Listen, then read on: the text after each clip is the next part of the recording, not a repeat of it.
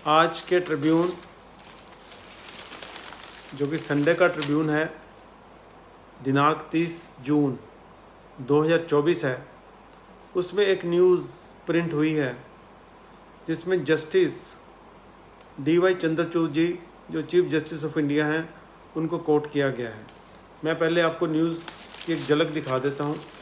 ये वो न्यूज़ है, ये पेज है। इस पे लिखा है constitutional morality a means to preserve India's diversity. अब कॉन्स्टिट्यूशनल मोरालिटीज़ क्या हैं? देश 1947 में आज़ाद हुआ था और 26 नवंबर 1949 में हमारा संविधान कंप्लीट हो गया था, जिसको 26 जनवरी 1950 में लागू किया गया था। अब कॉन्स्टिट्यूशनल मोरालिटीज़ क्या हैं?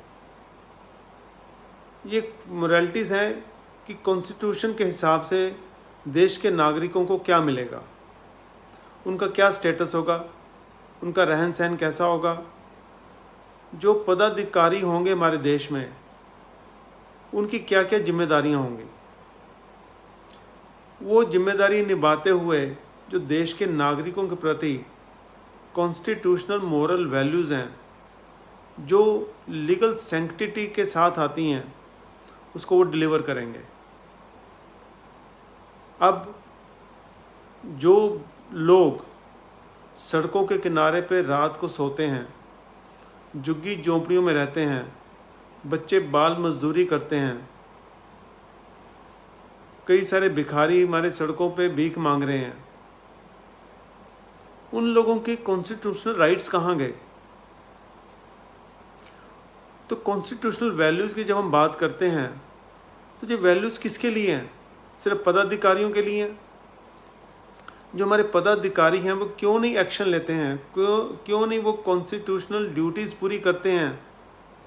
उनको हम बड़ी बड़ी तनख्वाहें देते हैं, टैक्स पेयर के पैसे से बड़ी बड़ी तनख्वाहें दी जाती हैं, उनको सारी सुविधाएं दी जाती हैं, कारें प्रोवाइड की जाती हैं, नौकर चौकर प्रोवाइड किए जाते हैं, ताकि वो निश्चिंत होकर अपनी ड्यूटीज़ को डिस्चार्ज करें।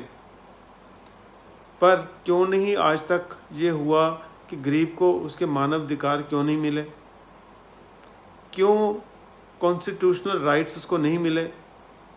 क्यों वो झुग्गी झोंपड़ियों में रहने को मजबूर है? उसके पास कोई स्थायी घर नहीं है। जो ओहदों पे बैठे लोग हैं, जब मन चाहे झुग्गियाँ गिरा देते हैं। उनके राइट्स कहाँ गए? क्या वो देश के नागरिकों में नहीं आते हैं? क्या उनके पास कॉन्स्टिट्यूशनल राइट्स नहीं हैं?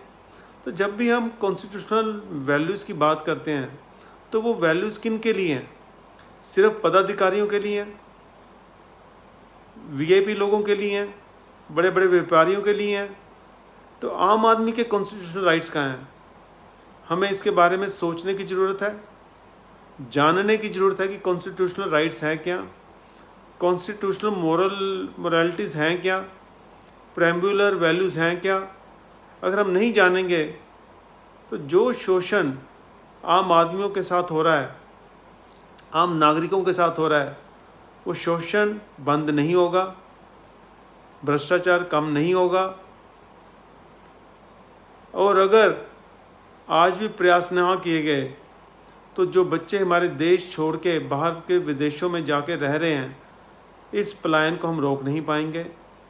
हमें कॉन्स्टिट्यूशनल वैल्यूज़ की जब हम बात करते हैं तो सिर्फ पदाधिकारियों की कॉन्स्टिट्यूशनल वैल्यूज़ की बात नहीं करनी है, आम नागरिकों की भी कॉन्स्टिट्यूशनल राइट्स की बात करनी है।